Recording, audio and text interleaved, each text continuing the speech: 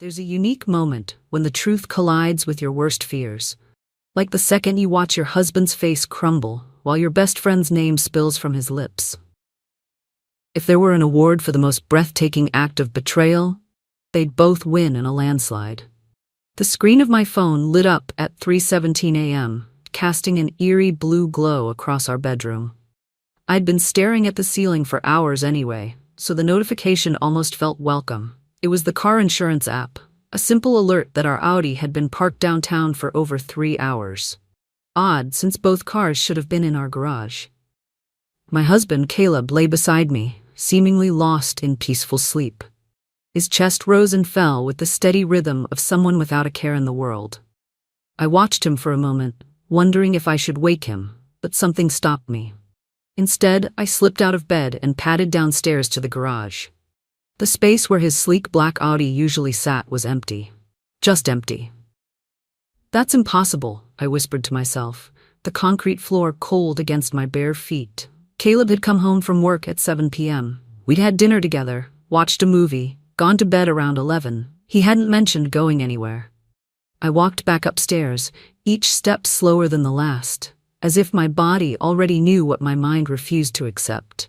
I checked the hook by the front door where we kept our keys. My set hung there. His didn't.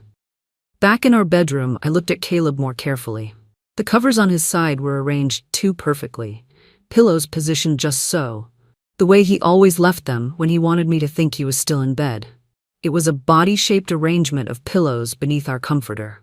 My hands trembled as I pulled back the covers to confirm what I already knew. Pillows. Just pillows, where my husband should be. I sat on the edge of the bed, phone clutched in my hand, staring at the insurance app's map. The little blue dot showed the car parked near the riverfront in a quiet area with luxury apartments. An area I knew too well. It was where Hannah lived. Hannah, my best friend of 15 years. The same Hannah who had held my hand through college breakups, who'd been my maid of honor, who'd brought me soup when I had pneumonia last winter. The same Hannah who had been acting strange lately, canceling our weekly coffee dates and becoming unusually interested in my marriage. "How are things with Caleb?" she'd asked just last week, her eyes not quite meeting mine. "You guys still happy?" The question had seemed innocent enough at the time. I opened my texts to Caleb. "Where are you?" Then to Hannah. "You up?" No response to either. My stomach twisted into knots as I grabbed my own keys and a jacket. The summer night was warm, but I felt ice cold all over. I started my car with shaking hands, the GPS already directing me to the blue dot on my insurance app. I'd known Hannah since our sophomore year of college. We were roommates when I met Caleb at a campus party 8 years ago. She was there the night he proposed, hiding with the photographer he'd hired. She helped me pick out my wedding dress. She knew every secret, every insecurity, every dream I'd ever shared. The streets were empty at this hour, streetlights creating pools of yellow light as I drove toward the truth I didn't want to face. I thought about the three of us having dinner just last month, how Caleb had seemed so attentive to my stories, how Hannah had laughed at all his jokes. Had something been happening even then? How long had I been blind to it?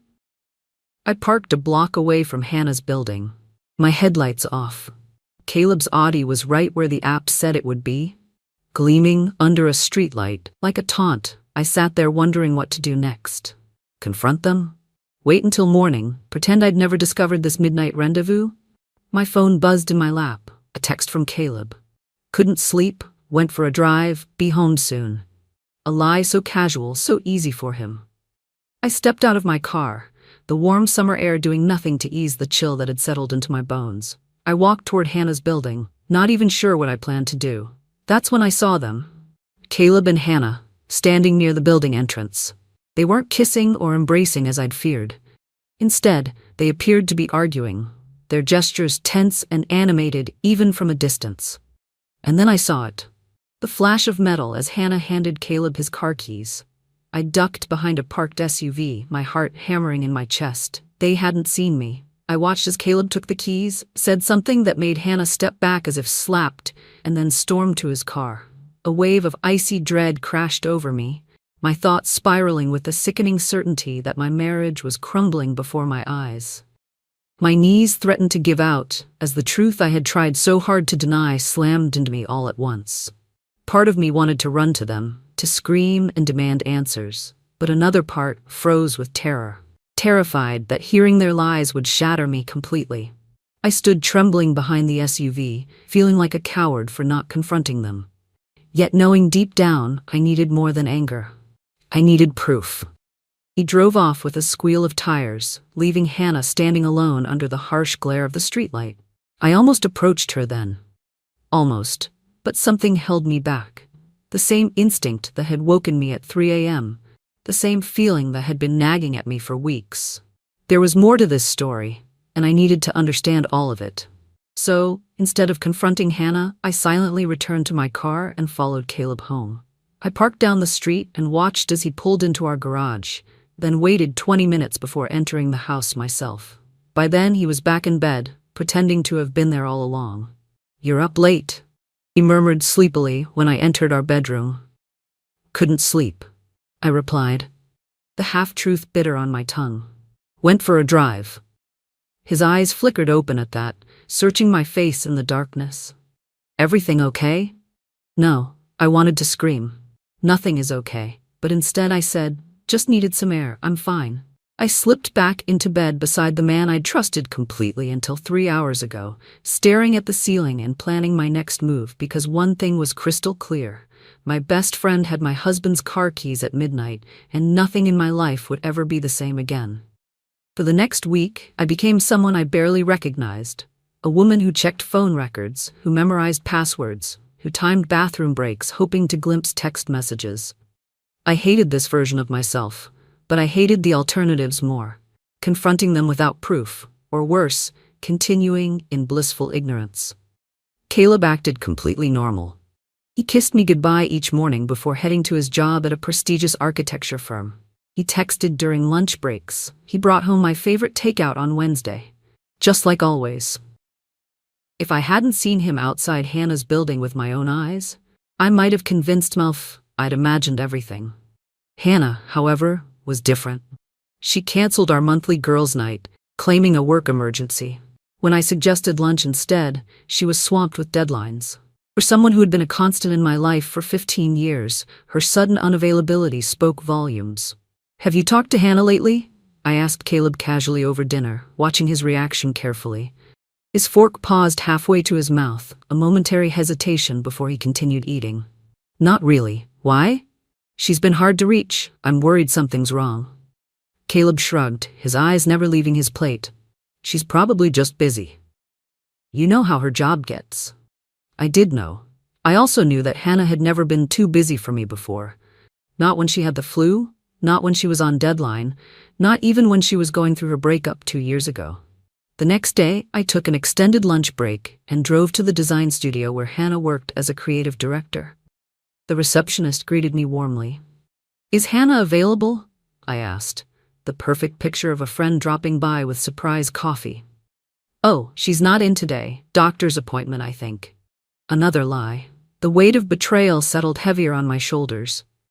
That evening, Caleb came home late, claiming a client meeting had run over.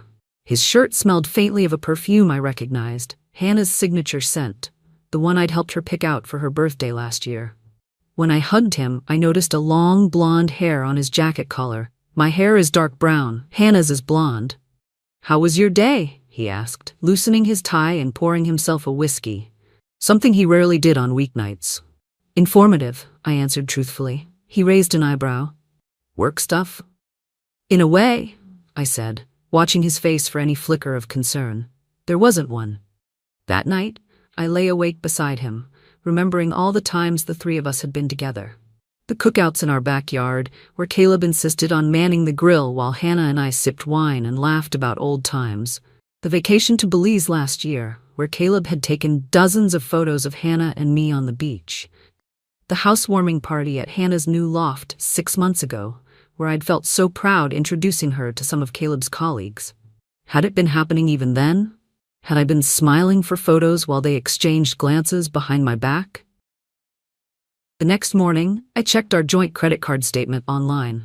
There it was, a charge from an upscale restaurant downtown, dated 3 weeks ago on a night Caleb had told me he was working late. The amount suggested dinner for two. I searched back further and found more. A jewelry store purchase I'd never seen. Hotel parking charges when he was supposedly at conferences, a weekend gas station charge in a coastal town 3 hours away when he told me he was on a guy's fishing trip. Each discovery was another crack in the foundation of my marriage. Another betrayal from the two people I trusted most. Later that day, I ran into Hannah's assistant at the grocery store. She immediately looked uncomfortable upon seeing me. "Hi, Lauren," I said warmly. "How are things at the studio?" "Good, busy," she replied, shifting from foot to foot. "You know how it is." "I do. Hey, is Hannah still planning that big presentation for the skincare client? She mentioned she might need my input on the demographic research." The assistant's brow furrowed. "Skincare client? We don't have any beauty brands right now. Her big project is for that real estate firm." "Oh, my mistake," I smiled, filing away this new information. "Pregnancy brain, I guess." The assistant's eyes widened. "You're pregnant? Oh my God, congratulations." No, I laughed, just a joke about my bad memory.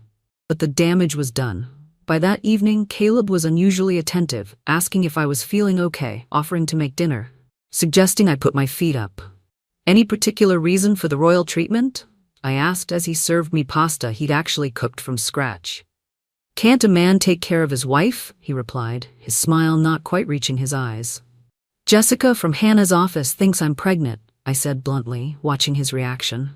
His hand froze momentarily as he poured wine. "What? Why would she think that?"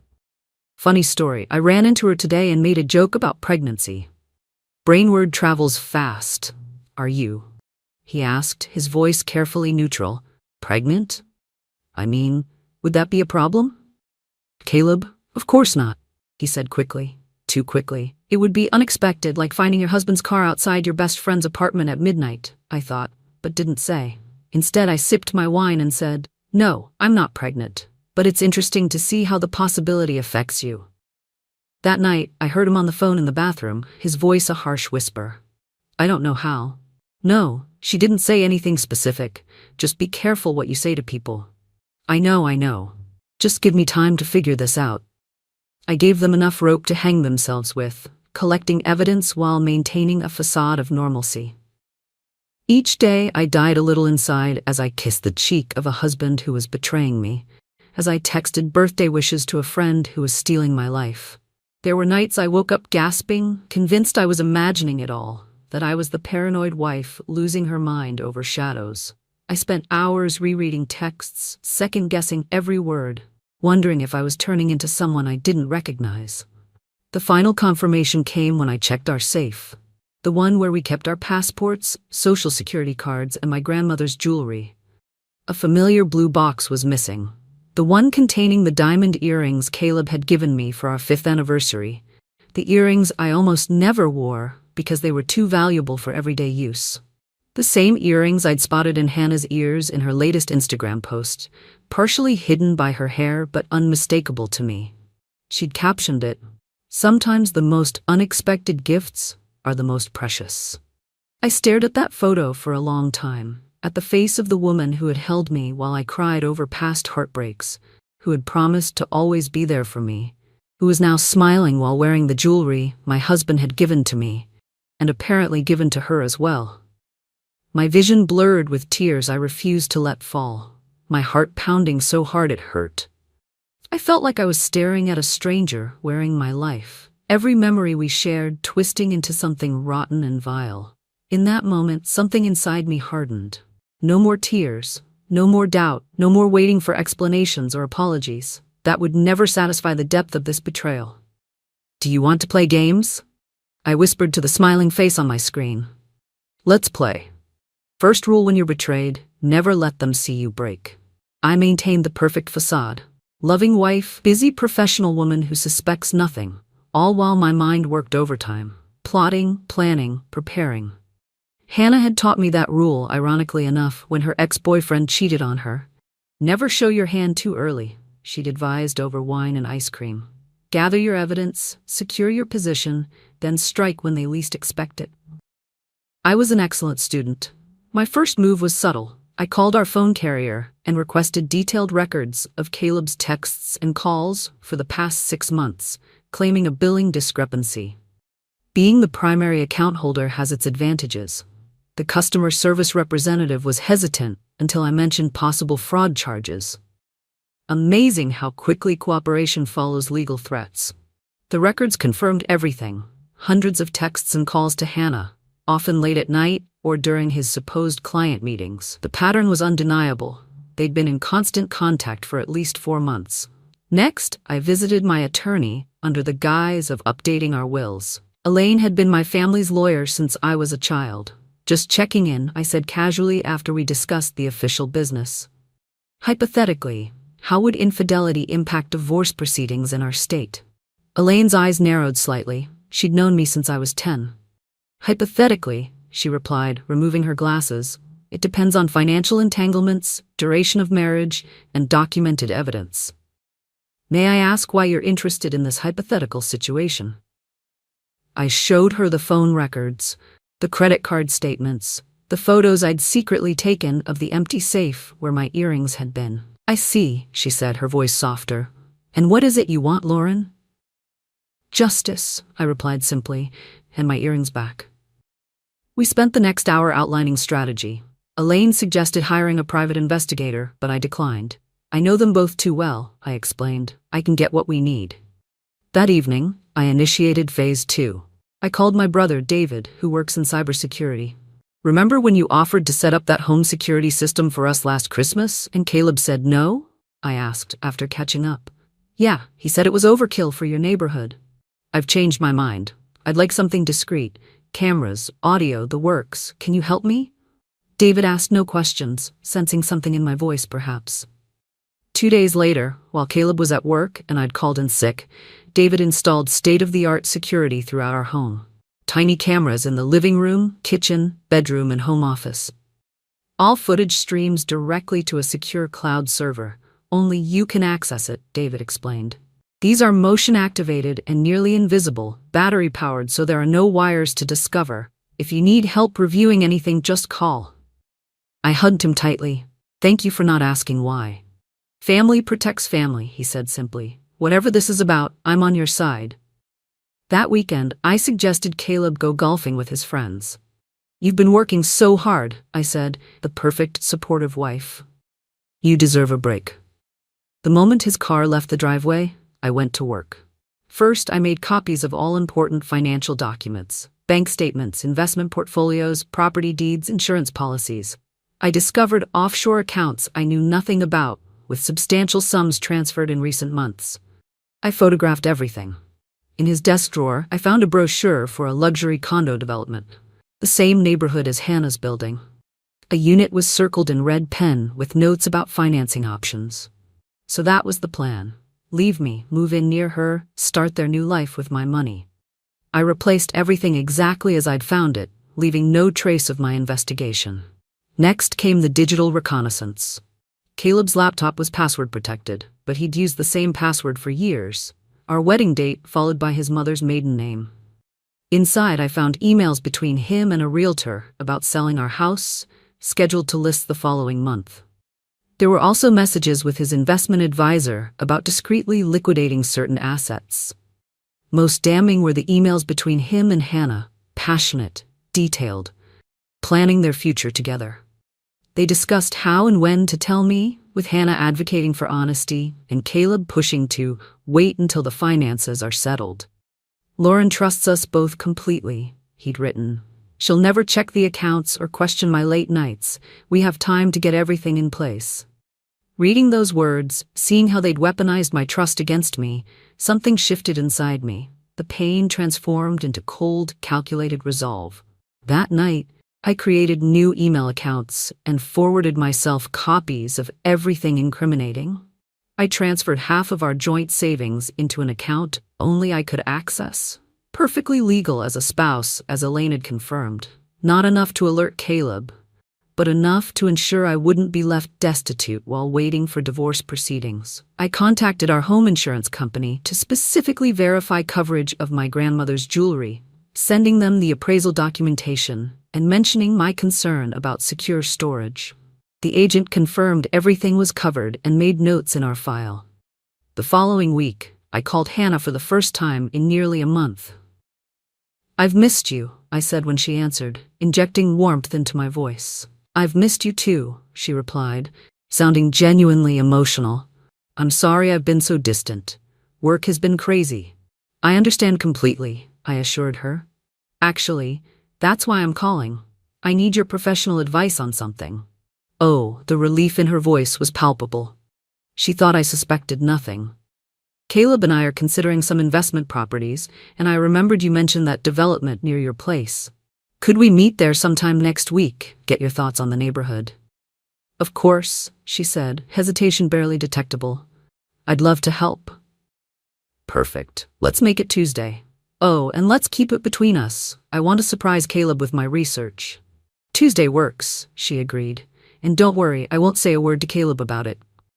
I smiled at how easily she'd fallen into my trap, confirming that she regularly spoke with my husband. The pieces were falling into place. That night, one of the bedroom cameras captured Caleb on the phone whispering, "She wants to meet you at the condos." "No, I don't think she knows anything. Just be careful what you say. We're too close to mess this up now." Meanwhile, I continued gathering allies. I reconnected with Hannah's ex-boyfriend, Jason, under the pretense of asking his legal advice about property investments over coffee. I carefully steered the conversation. "I've always wondered," I said casually. "When did you first suspect Hannah was cheating?" Jason's cup froze halfway to his lips. "Who said she cheated? Didn't she? She told me your breakup was about growing apart, but I always sensed there was more." He laughed bitterly. Growing apart while growing closer to someone else. Maybe she had an affair with her creative director. I found out when I saw hotel charges on our credit card. "That must have been devastating," I said softly. "Did you confront her immediately?" "I did. Biggest mistake of my life. She denied everything, then cleaned out our accounts the next day. If I could do it again, I'd have prepared better." I nodded sympathetically, filing away this confirmation of Hannah's pattern. "I'm so sorry that happened to you." "Ancient history now?" he shrugged, though his eyes said otherwise. "Why the interest?" "Just trying to understand certain patterns," I replied vaguely. "Hypothetically, if you had evidence of Hannah doing something similar to someone else, would you want to be involved?" His eyes narrowed. "Is Caleb cheating on you with Hannah?" I neither confirmed nor denied, but my silence was answer enough. "Whatever you need," he said firmly. "Count me in." As Tuesday approached, I laid my final preparations. I spoke with my boss about a possible leave of absence, citing family issues. I arranged for a storage unit under my brother's name and gradually moved sentimental items and important documents there. I scheduled appointments with 3 divorce attorneys Elaine had recommended for second opinions, and I bought a new outfit for my meeting with Hannah. Professional, confident, with earrings that matched my missing pair but weren't quite identical. Bait for the trap. The night before the meeting, I felt the weight of everything pressing down on me like a physical force. Doubts flooded my mind. What if I'd missed something? What if Caleb or Hannah sensed my plan and vanished before I could confront them? The fear kept me wide awake, my heart pounding in the dark as I rehearsed every word I would say, every possible outcome, knowing there was no turning back. The night before the meeting, I lay awake beside Caleb, studying his sleeping face. The face I'd loved for 7 years, the face that had lied so effortlessly. Part of me mourned what we'd had, or what I thought we'd had, but another part, the stronger part now, felt only cool determination. "Enjoy your dreams," I whispered to his unconscious form, because tomorrow the nightmare begins. Tuesday arrived with perfect weather, sunny, clear, not a cloud to interfere with the storm I was about to unleash. I dressed carefully in my new outfit, applied my makeup with precision, and kissed Caleb goodbye as he left for work. "You look nice," he commented, eyes lingering on my earrings. "Big meeting today?" "Just lunch with a client," I replied smoothly. "Nothing special." His phone buzzed in his pocket, a text he quickly silenced. "Have a good day," he said, already distracted. I drove to the condominium development where Hannah was waiting in the lobby, looking nervous but hiding it behind a bright smile. She hugged me tightly, her familiar perfume now turning my stomach. "God, I've missed you," she said, and the terrible thing was, I could tell she meant it. In her warped reality, she could betray me in the most fundamental way while still claiming to love me. Me too, I lied, touching my earrings deliberately. Her eyes flickered to them, then away quickly. Thanks for meeting me. Shall we look at the model unit? The sales representative showed us around a luxurious 3-bedroom condo with floor-to-ceiling windows and a stunning river view. Throughout the tour, I asked intelligent questions about property values, HOA fees, and security features, playing my role perfectly. What do you think? I asked Hannah when we were alone in the master bedroom, the sales rep giving us privacy to discuss. It's gorgeous, she admitted, running her hand along the marble countertop. But are you sure this is the right area for you and Caleb? It's mostly singles and couples without children. Interesting that you'd say that, I replied, my voice still casual. How would you know the demographic breakdown? Oh, just from living nearby, she said quickly. I notice these things. I nodded, moving to the window. Beautiful view, almost identical to what one might see from your place. Her reflection in the glass showed momentary confusion. My building faces the other direction, actually. Really? Then why was Caleb's car parked outside your building that night? The GPS showed the car facing the river. The silence that followed was deafening. When I turned around, Hannah's face had drained of color. What are you talking about? She whispered. I leaned against the windowsill, relaxed and poised. 3 weeks ago, Tuesday night, 3:17 a.m., our insurance app alerted me that Caleb's car was parked near your building. I drove there. I saw you give him his keys. My voice was calm, but inside, my pulse thundered with a cold, vicious satisfaction. I watched her carefully, memorizing every flinch, every widening of her eyes, every twitch of panic. This was the moment I'd been waiting for. The moment she realized I wasn't the fool she thought I was. She swallowed hard. Lauren, I can explain. Oh, I'm sure you can. You're a creative director, after all. Creating stories is your specialty. I moved closer. But before you craft your explanation, you should know I've seen the emails. I know about the offshore accounts. I know about the plans to sell our house. Her eyes widened. How did you? And I've seen my grandmother's earrings in your Instagram post, I continued, touching my own earrings. These are replicas, by the way. Beautiful, aren't they? Hannah sank onto the edge of the bed, her composure crumbling. It's not what you think. No? You're not sleeping with my husband? You haven't been planning a future together behind my back? You didn't accept stolen family heirlooms as gifts? I love him, she whispered, as if that explained everything. And he loves me. That's your defense? Love? I laughed, the sound sharp in the quiet room.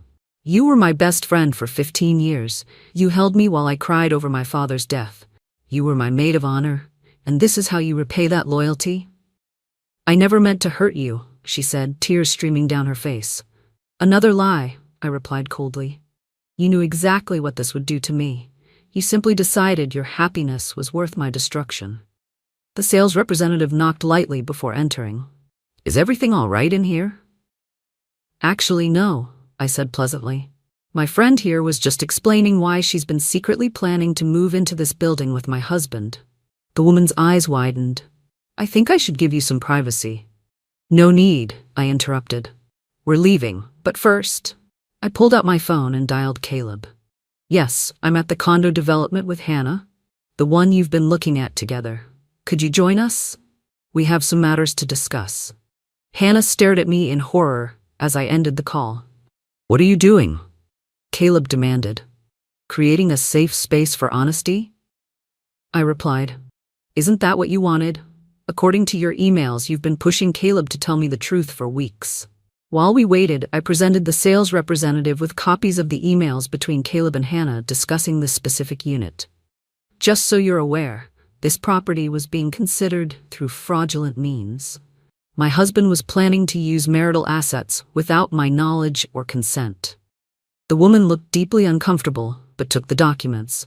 I'll need to inform my manager about this. Please do, I encouraged her. In fact, feel free to call him now. When Caleb arrived 20 minutes later, the scene that greeted him was far from what he expected. Hannah sitting tearfully on the bed, me calmly talking with both the sales representative and her manager, and, most surprisingly, Jason, Hannah's ex-boyfriend, whom I'd called while waiting. What's going on? Caleb demanded, eyes darting between us all. Lauren, why is Jason here? I invited him, I replied simply. Since we're having a meeting about betrayal and property theft, I thought all relevant parties should be present. Property theft? Caleb's face paled. I don't know what you're talking about. The earrings, Caleb, I said, my voice steady despite the rage burning inside me. My grandmother's earrings that you gave to Hannah, the ones you reported stolen on our insurance last year when I couldn't find them. Jason's head snapped toward Hannah. You accepted stolen jewelry? They weren't stolen, she protested. Caleb said you never wore them, Lauren, that they were just sitting in a safe. So you admit having them? I pressed. Yes, but insurance fraud, I announced to the room, along with the planned liquidation of marital assets, unauthorized use of joint funds for hotel rooms, and conspiracy to commit real estate fraud by using my credit score without consent on mortgage applications. Caleb stepped forward, hands raised placatingly. Lauren, you're making this sound worse than it is. Yes, Hannah and I have feelings for each other, but we never intended. Save it, I cut him off. Your intentions are documented in hundreds of emails, texts, and recorded conversations in our home. Did you really think I wouldn't notice the offshore transfers, the missing jewelry, the late-night disappearances? The color drained from his face. Recorded conversations? I smiled thinly. Our house has been fully wired for the past 3 weeks. Every conversation, every midnight phone call, every whispered plan, all documented and backed up to a server my brother controls. Hannah stood shakily. You can't record people without their knowledge. That's illegal. Not in your own home in our state, actually, Jason interjected, his attorney instincts kicking in, especially when there's reasonable suspicion of criminal activity like theft and fraud. Caleb's expression hardened. So this is why you've been acting normal, setting us up for some dramatic confrontation. What do you want, Lauren? Money? The house? Justice, I replied simply. And yes, the house. Half of all marital assets, including those offshore accounts. And my grandmother's earrings returned. I turned to Hannah.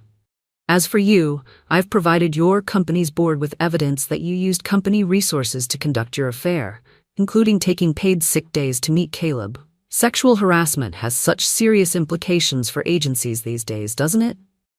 Her face crumpled. You're destroying everything. No, I corrected her. You did that the moment you decided my husband and my jewelry were yours for the taking. I handed Caleb a thick envelope.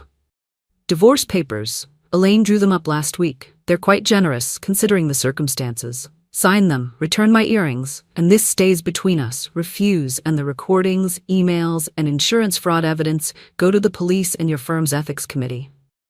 Caleb looked stunned. You've been planning this all along. I learned from the best, I replied, nodding toward Hannah. She always said to gather evidence before striking. Excellent advice. As we all stood there in that pristine model unit, the one they'd planned to begin their new life in, I felt a strange sense of calm wash over me. The pain wasn't gone, but it had transformed into something empowering. You have 48 hours to decide, I told them both, though I can't imagine what there is to think about. The evidence is irrefutable. I turned to leave, then paused at the doorway. Oh, and Hannah, I'll need those earrings back today. They're the only thing my grandmother left me, and unlike my friendship or my marriage, they're irreplaceable. 6 months later, I sat on the deck of my beach house, my new home, purchased with the proceeds from selling our city house and my portion of the offshore accounts. The divorce had been finalized with surprising speed once Caleb realized how thoroughly I'd documented everything. He'd signed the papers within 24 hours of our confrontation. Hannah had returned my grandmother's earrings that same evening, leaving them in an envelope with my doorman, along with a 10-page handwritten letter I never read. Some betrayals go beyond words, beyond explanation or apology. She lost her job at the agency after the board discovered she'd been using company resources during her affair. Not because I sent them anything, I never did, but because my confrontation had set off enough alarm bells that they conducted their own investigation. Actions have consequences, even when we don't directly cause them. Caleb moved to Portland, as far from both of us as he could reasonably get, while still pursuing his career. According to mutual friends, he blamed Hannah for poor operational security in their affair, as if the problem was getting caught rather than the betrayal itself. Last I heard, they were no longer speaking. The ocean breeze ruffled my hair as I sipped my morning coffee. My brother David visited often, helping me install a much simpler security system here, just enough to feel safe, not to catch traitors. My attorney Elaine had become a friend, joining me for dinner whenever she was in town to check on coastal properties for her other clients. The strangest development came from Jason, Hannah's ex-boyfriend. What began as an alliance of convenience evolved into genuine friendship. We understood each other's wounds in ways few others could. We'd both been betrayed by people we trusted completely. Both had our lives upended by the same woman. Both had rebuilt from the ashes. "Still coming over for the bonfire tonight?" his text read, lighting up my phone screen. "Wouldn't miss it," I replied, smiling despite myself. We weren't dating. Neither of us was ready for that, but there was comfort in spending time with someone who required no explanations, no backstory. He knew, I knew. That was enough for now. Dear friend, sometimes the deepest betrayals come not from enemies, but from those who swore to stand by us. Yet it is in those moments of heartbreak that we discover what the Stoics taught long ago. That true power lies not in controlling what others do, but in how we choose to rise when everything falls apart. I learned that the hardest way. But I also learned that even after your trust is shattered, you can rebuild, not by erasing the past, but by standing tall above it. You are stronger than every lie, every wound, every storm, and your worth is never defined by someone else's betrayal, but by your courage to begin again. Stay strong, and remember, the most unbreakable souls are forged in the hottest fires. If this story moved you, please like, share, and subscribe to our channel. Your support helps us bring you more stories of strength and resilience.